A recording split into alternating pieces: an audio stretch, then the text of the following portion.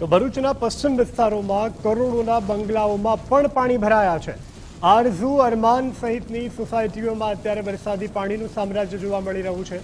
વરસાદે વિરામ લીધો છતાં પણ પાણી ઓસર્યા નથી। પાણીના નિકાલ ન થતાં સ્થાનિક લોકો મુશ્કેલીમાં મુકાયા છે। વેકેશન માટે આવેલો એનઆરઆઈ પરિવાર ઘરમાં કેદ થયો છે। સોસાયટીમાં વરસાદી પાણી ભરાતા અત્યારે હાલાકી પડી રહી છે। કરોડોના બંગલામાં રહેતા લોકો પણ અત્યારે પાણીમાં રહેવા માટે મજબૂર બન્યા છે। ગઈકાલે લગભગ ગઈ રાત્રે મોડી રાત્રેથી વરસાદ બંધ છે અને છતાં તમે આ પાણીનું લેવલ અહીંયા જોઈ શકો છો કે હું અત્યારે મારા પ્રીમાઇસીસમાં છું। મારી પગની ઘૂંટીના ઉપર પાણી છે। હવે જેમ જેમ તમે સોસાયટીની બહાર નીકળવાનો પ્રયત્ન કરશો એક્ઝિટ તરફ, તેમ તેમ લેવલ ઉપર આવતું જશે અને તમે આગળ વધારે જશો તો કેર સમૂહ પાણી છે। સોસાયટીમાં વરસાદના પાણીના ભરાવાના કારણે ફસાઈ ગયા છે। હવે છોકરાઓ કંટાળે છે ઘરમાં કે હવે અહીંયા વેકેશન માટે આવ્યા તો બહાર જવા તો મળતું જ નથી। તો હવે આનો શું નિકાલ છે? મતલબ પાણી આવું દર વર્ષે ભરાઈ જાય તો હવે અહીંયા ગંદકી ને બધું પણ કેટલું છે, બીમારી ને બધું। અમે બહારથી આવ્યા છે તો મચ્છર બી એટલા કાટે છે અને બહુ હેરાન થાય છે છોકરાઓ। ભરૂચ જિલ્લામાં વરસી રહેલા વરસાદના પગલે વરસાદના વિરામ બાદ પણ અનેક સોસાયટીઓમાં ઘૂંટણ અને કમરસમાં પાણી ભરાઈ રહ્યા છે। પાણીનો નિકાલ ન હોવાના કારણે સોસાયટીના લોકોએ કાં તો પોતાના ઘરને તાળું મારી અને વિસ્તારમાં રહેવા જવાની નોબત પડી છે, તો કેટલાક લોકોએ તો ઘરમાં જ પૂરાઈ રહેવાની ફરજ પડી રહી છે। હું તમને ભરૂચના આરઝુ અરમાન સહિતની લગભગ 8 થી 10 સોસાયટીઓની પરિસ્થિતિ આ પ્રકારેની છે।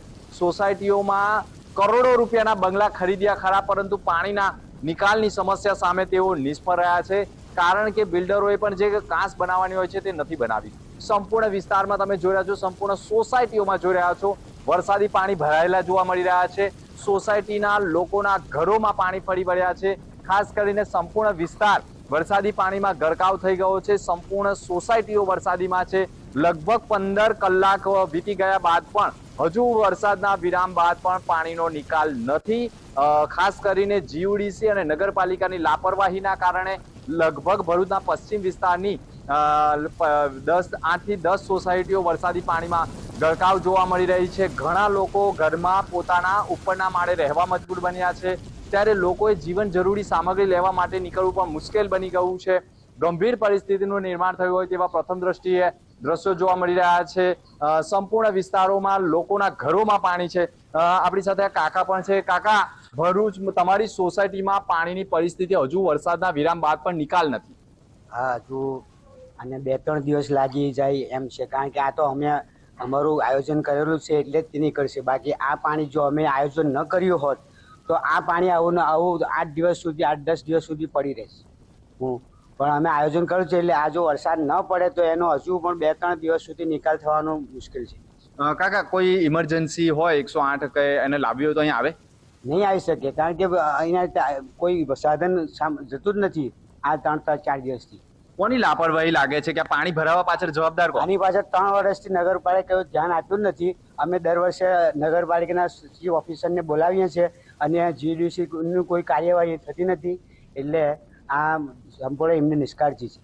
ખાસ વાત કરીએ તો ભરૂચ નગરપાલિકા અને જીયુડીસીની સદંતર નિષ્કાળજી, નિષ્ફળતા કહેવાય, કારણ કે સંપૂર્ણ વિસ્તારની જે સોસાયટીઓ છે તેમાં વરસાદી પાણી ભરાઈ ગયા છે। લોકોના ઘરોમાં પાણી ફરી વળ્યા છે અને ખાસ કરીને એવું પણ કહેવાય છે કે જો પાણી વધારે સમય ટકી રહે તો જેવા કે આપણે ડેન્ગ્યુ, કોલેરા જેવા મચ્છરો પણ ફૂટી નીકળે છે ને એને કારણે ભયંકર રોગચાળાની દહેશત પણ ઊભી થઈ શકે તેવી સ્થિતિ છે। સંપૂર્ણ વિસ્તારમાં ઘૂંટણ સમા પાણી ભરાયેલા છે। ચોમાસાની સિઝનમાં વરસાદના વિરામના 15 કલાક બાદ પણ પાણીનો નિકાલનો કોઈ પ્રશ્ન નથી, એટલે કે નિકાલ નથી થતો, પરંતુ સોસાયટીના લોકો પોતાના સ્વખર્ચે પાણી નિકાલ કરવાના પ્રયાસો કરી રહ્યા છે। ખરેખર આ અહેવાલ પછી જીયુડીસી અને ભરૂચ નગરપાલિકાએ ઢાંકણીમાં પાણી લઈને ડૂબી મળવું જોઈએ, કારણ કે સોસાયટીના વિસ્તારોમાં ઘણા લોકો પરિવાર સાથે રહે છે અને નાના બાળકો સાથે રહે છે। ચોમાસામાં વરસાદી પાણી ભરાવાના કારણે લોકોએ ઘરમાં જ પૂરાઈ રહેવાની નોબત આવી ગઈ છે। મનોજ ખંભાતા સાથે દિનેશ મકવાણા, ગુજરાત ફર્સ્ટ, ભરૂચ।